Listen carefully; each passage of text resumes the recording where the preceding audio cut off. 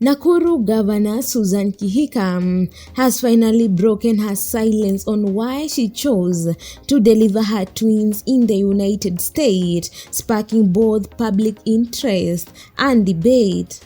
Her explanation, delivered during a public address on June 5th, centered not only on the quality of local healthcare, but on the challenges of balancing motherhood and leadership in a society that often demands too much from women in power.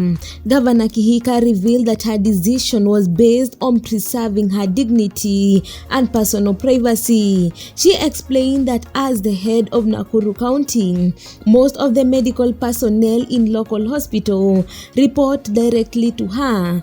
Giving birth in such an environment, she said, would have placed her in an uncomfortable position, especially at such a vulnerable moment. According to her, the issue wasn't about undermining Kenya's public health sector, but about the personal implication of being treated by those under her direct authority. She posed a rhetorical question to her audience, asking them to consider what kind of image her junior medical staff would retain of her after seeing her in such an intimate condition during childbirth. She emphasized that as a woman and a leader, it was a difficult situation, and she made the choice to give birth in the United States to safeguard her professional image. The governor, who welcomed twins during her stay in the US, thanked women of Nakuru County for standing by her during her absence and expressed heartfelt appreciation for their support throughout the maternity journey. She acknowledged the societal expectation placed on married women to have children and assured her constituents that her decision to travel abroad would benefit them in the long run. She promised to channel her experience into improving maternity care within Nakuru, including the construction of modern maternity wards. Her goal, she said, was to ensure women in her county would also have access to the quality care she received overseas. In the aftermath of public discourse around her extended absence, a coalition of women leaders came forward to defend Governor Kihika's choices, led by former nominated Senator Millicent Omanga.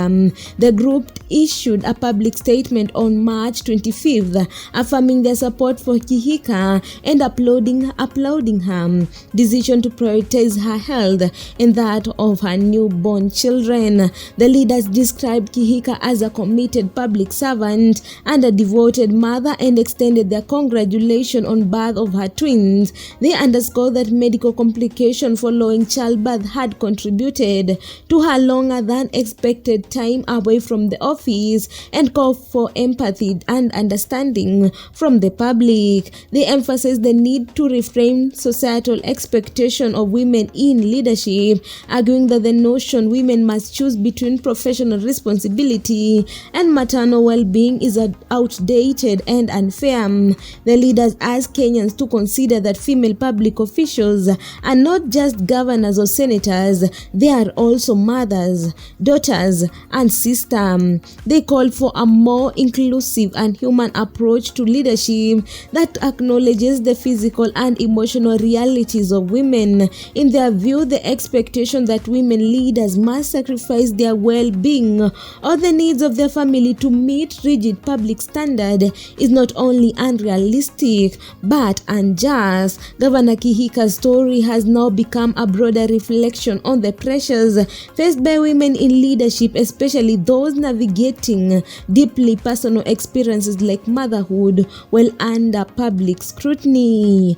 At its core, Kihika's choice reveals a rarely discussed tension between power and privacy, service and self. Her promise to improve maternity care back home is a call to action, both in policy and in mindset, because leadership in its truest form sometimes means choosing what's right, not what's popular. Guys, if you like this video, make sure to subscribe, like, and comment down below. Also, don't forget to hit the notification bell so that you get every new video once I upload it.